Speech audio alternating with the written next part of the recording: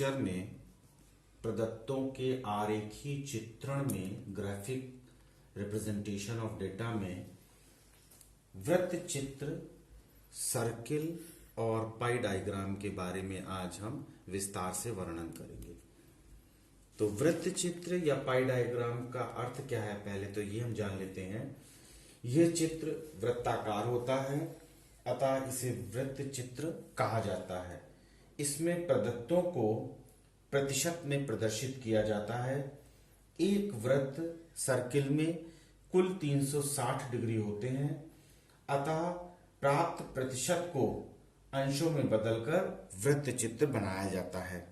Statistical point of view से ये बहुत इंपॉर्टेंट होता है और इसके हम बहुत सारे एग्जाम्पल बताएंगे कि कहाँ कहाँ पर इसका हम प्रयोग करते हैं, कर सकते हैं। एक पहले उदाहरण लेते हैं, सिंपल सा उदाहरण है। उदाहरण लिखा हुआ है, एक महाविद्यालय में 1200 छात्राओं पर एक व्यक्तित्व सूची का प्रशासन किया गया, जिसमें 400 छात्राएं अंतर्मुखी पाई गईं, 500 छात्राएं बहिर्मुखी एवं 300 छात्राएं उभयमुखी पाई गईं। परिणामों को वृत्त चित्र द्वारा प्रदर्शित कीजिए। हल सॉल्यूशन इसका यह है, यहां पर वृत्त चित्र बनाने के लिए सर्वप्रथम आंकड़ों को प्रतिशत में बदलते हैं। इसके पश्चात प्रतिशत को अंशों में परिवर्तित करेंगे। तो पहला स्टेप है प्रतिशत में परिवर्तित करने का सूत्र। तो ये सूत्र यहां पर लिखा हुआ है, छात्राओं का प्रतिशत बराबर उस वर्ग की छात्राओं की संख्या बटे कुल छात्राओं की संख्या इंटू 100। और दूसरा सूत्र जो लगेगा वो है, जब ये प्रतिशत मिल जाएगा तो प्रतिशत को अंश में बदलने का सूत्र 360 बटे 100 इंटू जो भी प्रतिशत आया। 360 इसलिए क्योंकि एक वृत्त में एक सर्किल पूरा करने में 360 डिग्री का कोण बनता है। अब हम सबसे पहले प्रतिशत निकालेंगे। अंतर्मुखी छात्राओं का प्रतिशत निकालने के लिए अंतर्मुखी छात्राओं की संख्या 400 है, तो 400 बटे कुल छात्राओं की संख्या 1200 इंटू 100 से मल्टीप्लाई कर देंगे तो ये आ जाएगा 400 बटे 12 इज इक्वल टू 33.33%। इसी तरह से बहिर्मुखी छात्राओं का प्रतिशत कितना होगा, क्योंकि बहिर्मुखी छात्राओं की संख्या 500 है और कुल छात्राओं की संख्या 1200 है, तो 500 बटे 12 इंटू 100 बराबर 500 बटे 12 इज इक्वल टू 41.666। एक 6 जब यहां पर 666 आ रहा है तो थर्ड प्लेस वाले 6 की वैल्यू 5 या 5 से ज्यादा है, इसलिए उसके पहले वाली वैल्यू को एक अंक बढ़ा देते हैं, तो ये हो जाएगा 41.67%। इसको रिप्रेजेंट करने का इस तरह से तरीका होता है, सार्थक अंक में इसको हम परिवर्तित कर देते हैं। उभयमुखी छात्राओं का प्रतिशत, कुल छात्राओं की संख्या है 300, 300 बटे 1200 इंटू 100, 300 बटे 12, ये हो जाएगा 25%। तो ये पहला स्टेप हो गया कि हमने तीनों प्रकार की छात्राओं को प्रतिशत में कन्वर्ट कर लिया।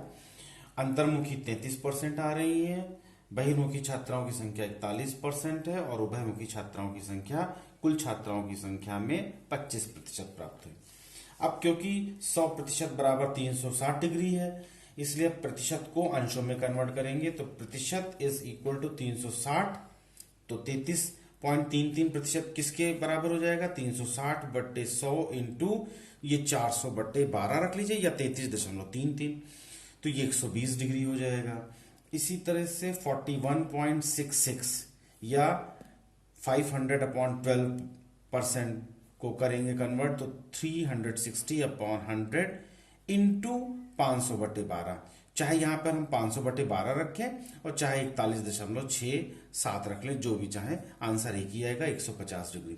इसका तात्पर्य यह हुआ कि 41.66 41.66% इज इक्वल टू 150 डिग्री।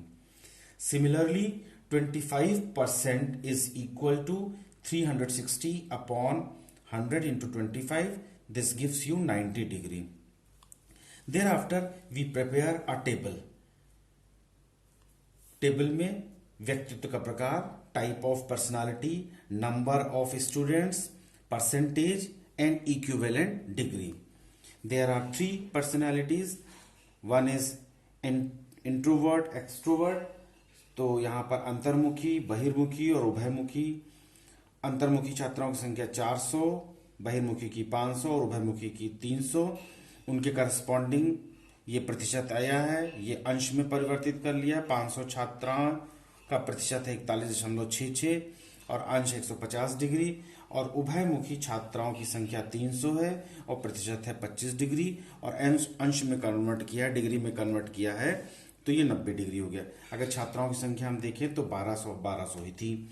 प्रतिशत जोड़ने पर 100 आना चाहिए, ये 100 आ गया है। 6 3 ये हो जाएगा 7, तो 7 3 10 का 0 हासिल है 1, 6 4 10 का 0 हासिल है 1, 4 1 5 5 10 का 0 हासिल है 1, 4 4 8 2 10, 100% हो गया।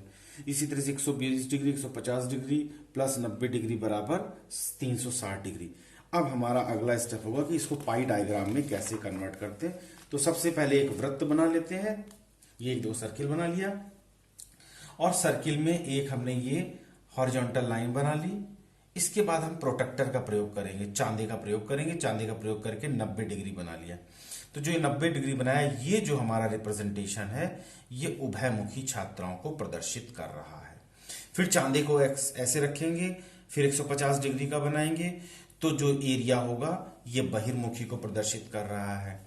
और इसी प्रकार फिर चांदी को रख के 120 डिग्री का कोण बनाएंगे, तो जो एरिया कवर्ड है, आच्छादित एरिया है, वो अंतर्मुखी छात्राओं को प्रदर्शित कर रहा है। तो पाई डायग्राम से हमारा ये वृत्त चित्र बन गया है। छात्राओं के व्यक्तित्व का प्रकार एवं प्रतिशत को पाई डायग्राम से बना लिया है।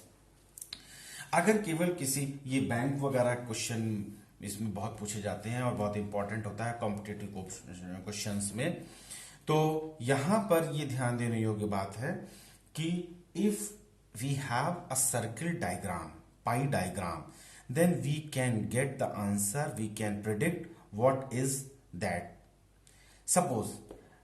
Suppose regarding Indian budget, we have seen that the rupee usually in competitive books there remains written that 1 rupee and 1 rupee here also. 1 rupee comes from and 1 rupees goes to, means how many taxes or the collection of central government taxes coming in terms of percentage.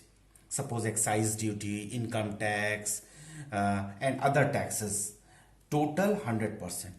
And where it goes, again in pie diagram, suppose 10% goes to, or 10% is allotted to defense purpose, 3% to education, 5 or 6% to medical, agriculture sector, and other sectors.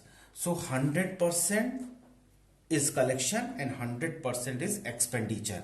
This may be represented through pie diagram, and generally all the budgets are represented, the whole budget, even the whole budget covering the 500 or 300 pages, we can convert that budget in these two diagrams. These are known as the pie diagram or circle diagram, कि हमने पूरे budget को कितना concise वे में, कि पूरे budget को हमने इसमें कन्वर्ट कर दिया। एक और एग्जांपल ले लेते हैं, जैसे हम ये कहें कि भारत में मान लो 28 स्टेट और सेंट्रल स्टेट्स मिला लें, केंद्र शासित राज्य मिला लें, तो कुल 37 करीब है, 36 या 37 है। अगर उनकी टोटल जीडीपी हम निकालें, तो जो टोटल जीडीपी हर स्टेट का कितना कितना आया, उसको हम परसेंटेज के माध्यम से, जैसे सबसे ज़्यादा जीडीपी महाराष्ट्र का है, उसके बाद तमिलनाडु का है, उसके बाद यूपी का है, इस तरह से जितने स्टेट्स हैं सबको हम रिप्रेजेंट कर सकते हैं। तो पाई डायग्राम एक दिया रहेगा और हम बता देंगे कि कितना किस राज्य का परसेंटेज है जीडीपी में। इस तरह से बहुत सारे एग्जाम्पल, टोटल वर्ल्ड का जीडीपी मान लीजिए लगभग 200 देश हैं, तो 200 देशों में अमेरिका का कंट्रीब्यूशन कितना है जीडीपी में, फिर चाइना का आता है, फिर जापान का आता है, फिर जर्मनी का आता है, फिर भारत का आता है, फिर ब्रिटेन का आता है। इसको भी हम पाई डायग्राम से रिप्रेजेंट कर सकते हैं। तो ये पाई डायग्राम का बहुत सारा एग्जाम्पल है। घर का बजट इवन हम बना के देख सकते हैं कि हमारा कुल बजट जो है उसमें हम खाने पे कितना खर्च करते हैं, पेट्रोल डीजल पे कितना खर्च करते हैं, बच्चों की फीस पे कितना खर्च करते हैं, मेडिकल पे कितना खर्च करते हैं, घूमने पे कितना खर्च करते हैं, और अदर कपड़े खरीदने में कितना खर्च करते हैं वो भी हम पाई डायग्राम से बना सकते हैं। तो ये सारे हमारे डेली यूज के एग्जाम्पल हैं जो हम पाई डायग्राम के माध्यम से प्रदर्शित कर सकते हैं। धन्यवाद। चैनल को सब्सक्राइब करिए, लाइक करिए और ज़्यादा से ज़्यादा इस चैनल को प्रसारित और प्रचारित करिए।